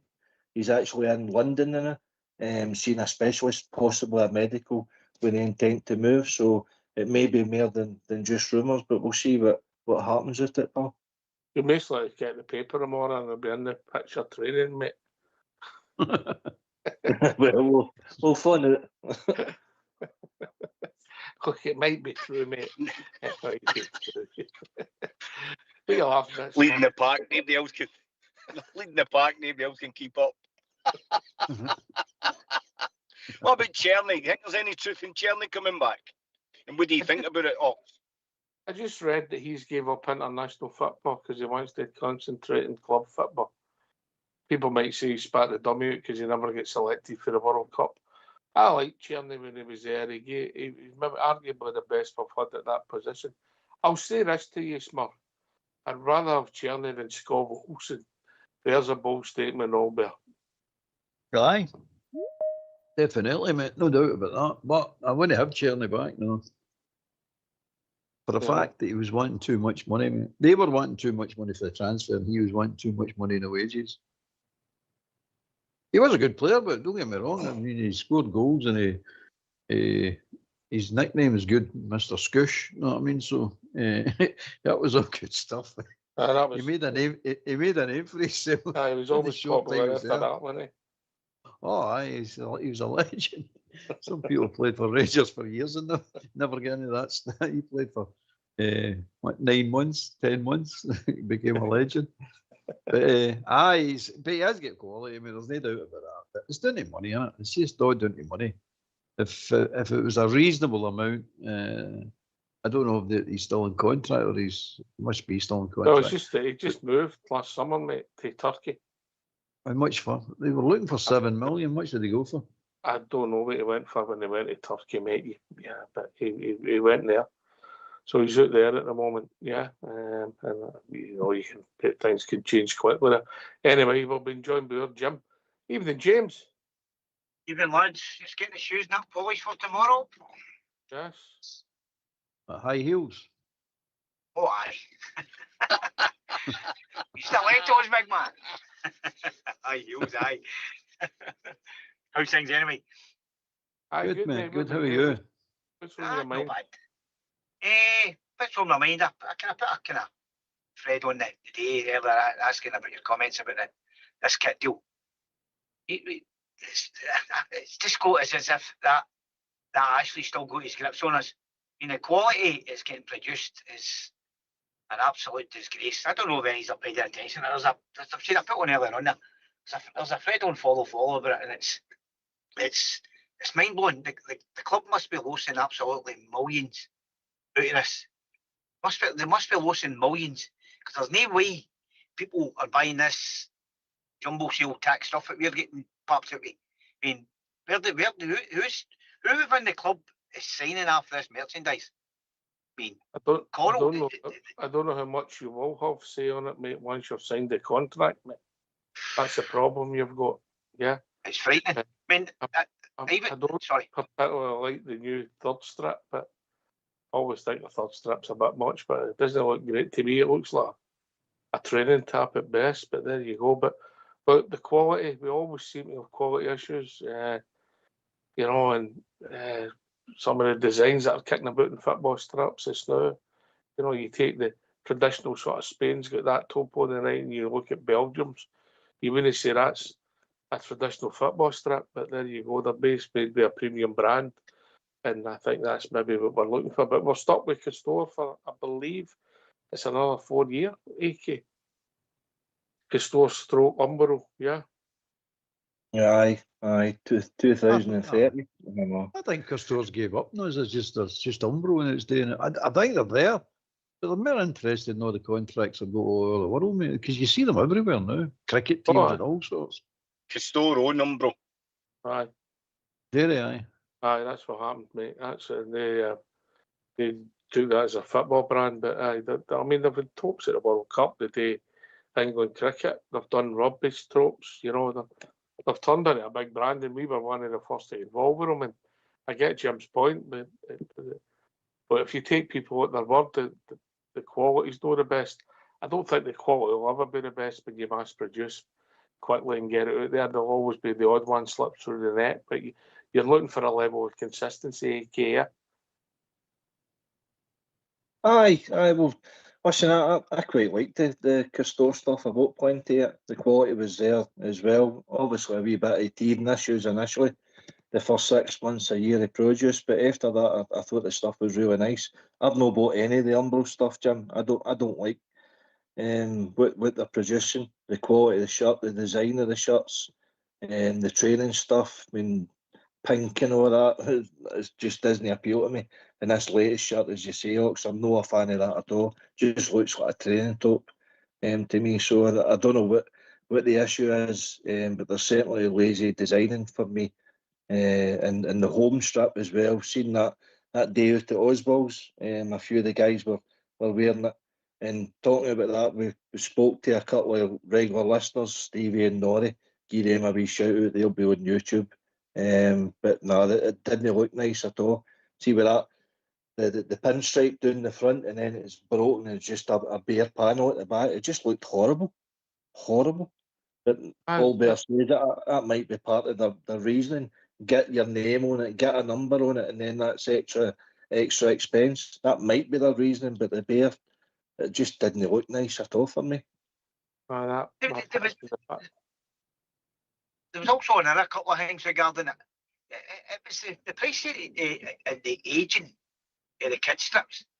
I think in the club shops you can only buy up to, I'm saying maybe 6 and 7. But see, when you go direct onto the Umbro one, or onto the Castore one, you can buy it and age up. But why are the club doing this? When the Wains are the future of your club, why is this happening? I mean, they're even saying the stock issues or not. You can get to the shop, you can buy the soap, the tap, and the soaps, but you can't buy the shorts because they don't know when they're getting them back in again.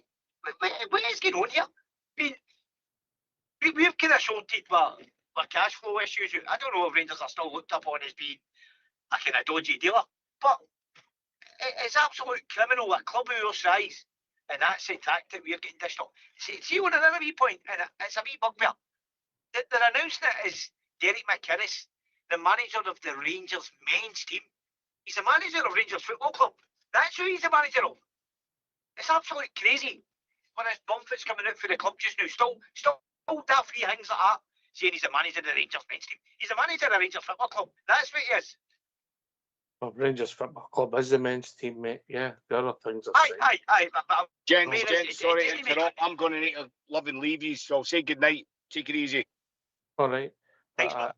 Cheers, people, I know we live in a different world, but I also think that people get upset about stuff that isn't really that relevant. I don't care what they call Derek McInnes if we win that league. Albert? Aye. I can see Jim's point. No, I mean, it's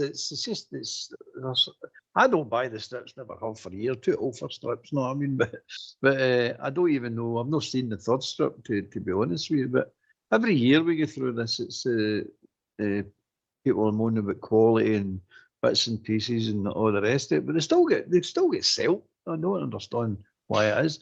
Jim, I think what it is, see, like, the size, it's not you're talking about. I think Rangers got a flat rate. I think they've negotiated a flat rate. Doesn't matter how many strips they sell. They're projecting they'll sell, say, 400,000 strips, and that's what they get paid on. They'll do a flat rate on that. So it's a percentage of 400,000. And I think it's only, I don't even think it's a big percentage they get paid for it. I think it's just you're getting X amount of millions of pounds. It's not the earner that everybody thinks it is, mate. No, it's I think the actual distributors and the actual manufacturers, well, not so much the manufacturers, but definitely distributors, they make the money. That's where the money goes, mate. Because Stores is making more than Rangers will be making. Yeah, you'll know, but the price of some of the strips for the Wains and that, particularly, you think the club makes X, they don't, they make Y, mate. You know, it's not, exactly. I think they also stated that for buying a kids full strip went for £65 to £115 or something. I mean, it's ridiculous. Absolutely ridiculous. And again, as I said, somebody within the club must be signing this crap off. They'll not have any choice, mate. It'll all be in the initial contract you sign. Once you've signed that contract and you've took the shilling and you've entered into that deal, you're snookered unless you buy out. You know, that'll all be stipulations of your contract, Jim. You've took the shilling, you've signed a 5-year deal, you're stuck with what you've got. Yeah. Aye, but you must still have a say on what you're getting. That's what I mean. You're not telling me they're not getting a say in there about they're buying.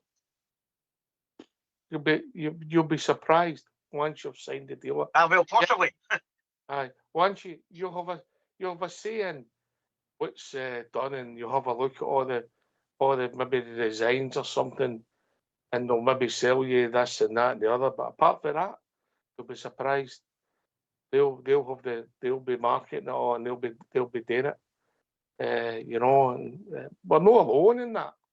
We're not alone, but look, you just want the kids, particularly the kids, to be able to get the strip they want that fits them. It washes so they can wear it when they like and they enjoy wearing it. You know, because as Jim rightly says, they're the future and they're the ones you want to build up an initial love of the club with. Aye, big time. AK. Aye, that's it. The future is the kids, but I agree with Jim to an extent. You want to encourage the kids to, you know, the families in the price range. You're talking 3-4 strips a season now. It used to be a couple of strips every 2 years, and it's getting beyond a joke. Aye, I know, but aye, it's no good stuff. I just don't like it, and the price is what Jim is saying as well. It's a lot of expense for parents to go out. You know, we've sold out season tickets here again too. They just announced the other day. So the support is doing their bit. I've got a crochet Yep. with John Nunca. Evening, Nunca. Long time no here. Good evening, boys. Good to speak to you. How you doing?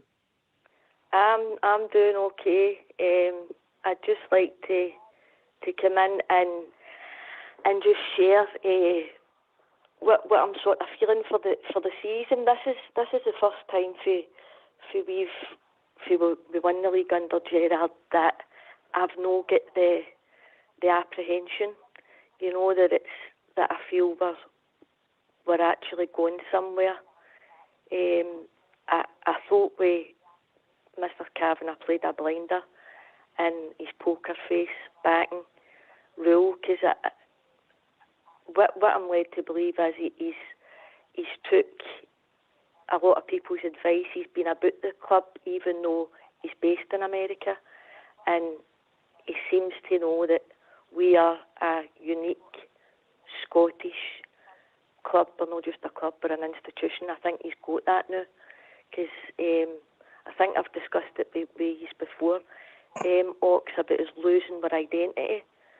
And I know that you need to be good enough to play for Rangers or manage Rangers, but with the bodies that's come in, with the likes of Jim McAllister coming back and Alan McGregor and things like that, it can only be good for the club. And I think he's served his apprentice now, Derek McInnes. I think he does. A long one. It's been a long one. Aye, definitely.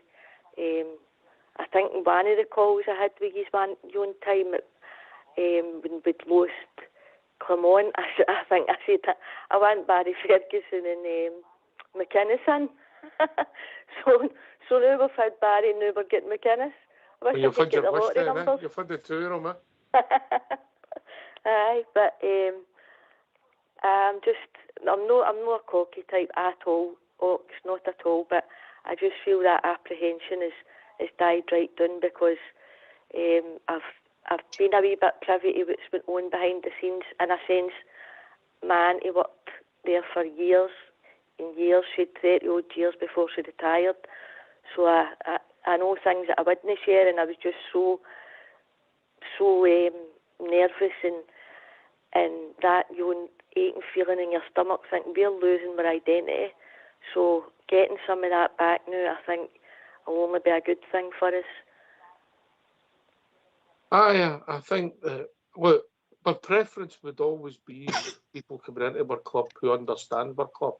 Exactly. It doesn't always mean that they'll be the best for our club, but that would be my preference. Albert. Yeah. I mean, I agree. I agree with what you're saying. It's the identity is important, but at the end of the day, as you said earlier on, they've got to be good enough. It's as simple as that. And I think, to be honest, I think they are good enough for Scottish football. Anyway, they're definitely good enough for Scottish football. But aye, we're going to move forward, and I can feel it myself. Saying this is different. This is different. The trouble I've got is if we get a few bad results at the start of the season, and we're still going to feel positive, we're still going to give the guy time to settle down. We're going to give the team time to settle in. I don't think they will. I think it's going to be a victory at the first game of the season, and then carry on for then on in. It's just going to be victory after victory after victory, because that's the thing that's been missing in Rangers. I know it's a road thing that's just Scottish. It's the winning mentality it's been missing. Certainly. And we've got to get that back. It's just that you can't win every game. We all know that we can't win every game. But the way we get beaten, the way we're allowing crap teams to run over the top, it's just not acceptable. And that's the big thing. We see it, we feel it, and we sit and watch it at Ibrox going, this is ridiculous. You're getting beaten. There's nobody there going, right, we need to drag this team out the mire here, because it's going to happen. You're going to get bad games. You're going to get games that things are not going to go your way. So you've just got to find something else to get you over the line, to get you win games. And that's the thing that's been lacking. And we're all hoping that Scottish is the Scottish identity. That's what we're all pinning our hopes on, saying that we get the Rangers supporters and the Scottish identity back into the club itself. That's going to be a difference. But Kavanagh's nobody's fool. No, I mean, you're right. He's actually took advice. He's actually listening to people. He's actually looking. But at the end of the day, he's the man that's got to make the decisions, and he's ruthless enough to say, "Got that wrong, I'm sorting that. Got that wrong, I'm sorting that. Got that right, I'm keeping that." He comes across as that type of guy. I know he's got Jim Gillespie in there, and Jim Gillespie's the exact same as far as I can see. Me, not that I know too much about the man. I was really impressed with him. Yeah, I think him and Kavanagh are going to work hand in glove. I think it's just going to work the treat with him, because the two of them are clever men. They're not going to take any nonsense within the club and without the club, outside the club. They're not taking any nonsense, and that's a big positive for me. So I'm the same as you, Paul. I'm quite looking forward to this. One of the small things is the bringing the kit man back. Yeah.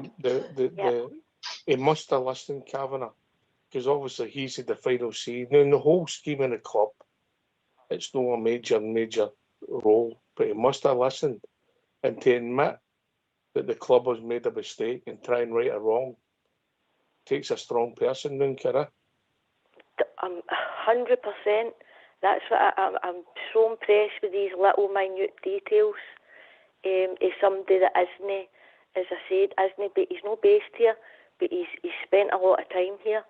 And my anxiety's been relieved watching him over the past year with the big calls like the one with Big Pat and Kev.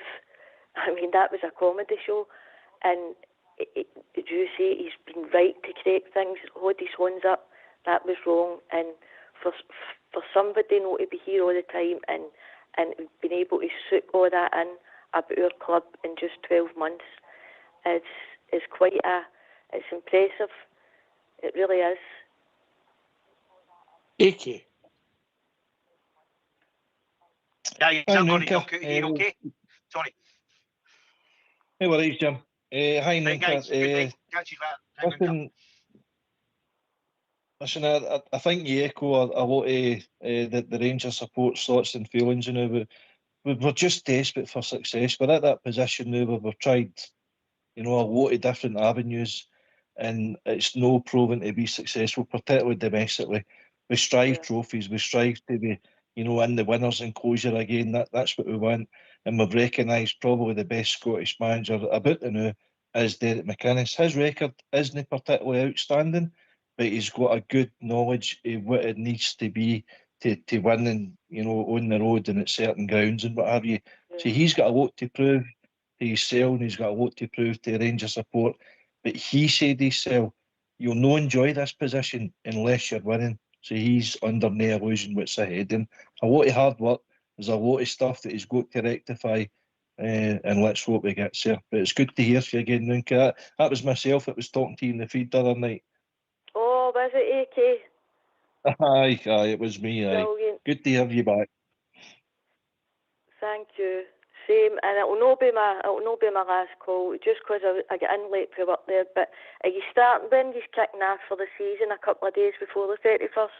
We'll have a show next week and a couple of shows next week, and we'll build up, and then we'll start back on Monday. I think it's the 26th, Monday the 26th after the West Ham game, and then that's back. That's us back to normal. Great stuff. Well, I'll be tuning in for that, boys. Right, last word for your good self, Ninka, before we wrap up the show. Well, I'd just like to, will I do a bridge man here? You go, you do whatever you want. No, to all the Rangers supporters all over the world, thanks for tuning in to Rangers Radio, the best channel on YouTube and the socials, and have a great weekend, especially if you're not of this manner in Glasgow and you're maybe travelling somewhere a little distance or whatever, and you've got a bank holiday off on Monday. Yeah. Cheers, Ninka. Enjoy your weekend. Enjoy your Monday. Right, God bless you, boys. Thank you, right? See you later, pal. See you later. See ya. Bye-bye. Well, she can come back anytime. What a nice lassie. No, I enjoyed that, Ox, with yourself, Albert. Thanks for callers coming in there, and I hope everybody else enjoyed it.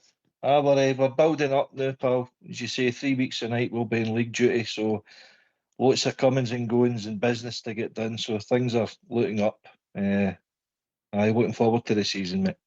Cheers again, Ox. Albert? Aye, good show, mate. Enjoyed that. It went quite quick. A lot of interesting points. We never covered them all, so still more to talk about. So I enjoyed it, mate. I think a lot of people can't wait till the season start and get the show back on and Rangers back onto the park. Let's go on with this season. We're all starting to get the feeling. It's good to hear. Yeah, thanks to Ninka for joining us. No heard for a long while. Always good to hear. Well, Jammett joined us, of course, Smurf, for taking the time here to join us at Rangers Radio. Thanks to Fox and Old School Blue in the background, and of course AK and Albert for doing the show. This has been Rangers Radio. We'll be back on Wednesday, I believe, if I get the dates right. Let me just check that, AK. Yeah? I think we're right. Wednesday, Friday next week. Wednesday, Friday next week, as we start building up slowly to the start of the 26-27 championship season. Thanks for listening. Enjoy your weekend. Enjoy anybody who's gone for a wee stroll. Have a great one. Take it away, Old School Blue.